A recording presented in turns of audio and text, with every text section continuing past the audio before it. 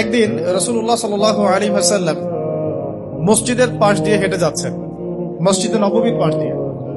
তখন সাহাবায়ে কেরাম রাদিয়াল্লাহু আনহুম আজমাইন তারা মসজিদের মধ্যে বসে একটা বিষয় নিয়ে কথোপকথন করছিলেন। তো নবী সাল্লাল্লাহু আলাইহি ওয়াসাল্লাম জিজ্ঞাসা করলেন যে তোমরা কি নিয়ে কথা বলছো, তোমরা কি নিয়ে কথোপকথন করছো? তখন সাহাবায়ে কেরাম রাদিয়াল্লাহু আনহুম তারা বলছেন যে আমরা কিয়ামতের আলামত গুলো নিয়ে কথা বলছিলাম। কি নিয়ে কথা বলছেন?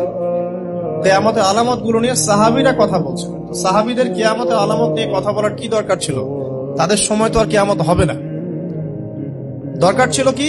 সচেতনতা। তারা ফিতনায় নিজেরা যেন না পড়ে যান, এই জন্য সতর্ক থাকতে চাইতেন।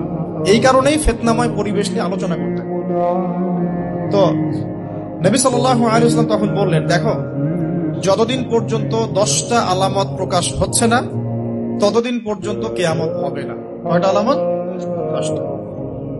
নবী সাল্লাল্লাহু আলাইহি ওয়াসাল্লাম প্রথমে বললেন 2 নাম্বার হচ্ছে ইয়াজুজ এবং মাজুজ। এর আদম সন্তান পৃথিবীতে বের হবে এবং পুরো পৃথিবীটা ম্যাসাকার করে ছেড়ে দেবে। আর মাসিহুদ দাজ্জাল সেও বের হবে শেষ জামানায়, যে ইহুদিদেরকে নিয়ে পুরো বিশ্ব শাসন করবে। বিশ্বের প্রতিটা ডিপার্টমেন্ট সে রুল করবে এবং দাজ্জালের চেয়ে ভয়ঙ্কর কোন ফিতনা এই পৃথিবীতে আসে নাই, আসবেও না। প্রত্যেক নবী তার কওমকে দাজ্জাল সম্পর্কে সতর্ক করেছিলেন, এমনকি নূহ আলাইহিস সালাম পর্যন্ত তার উম্মতকে দাজ্জালের ফিতনা সম্পর্কে সতর্ক করেছিলেন।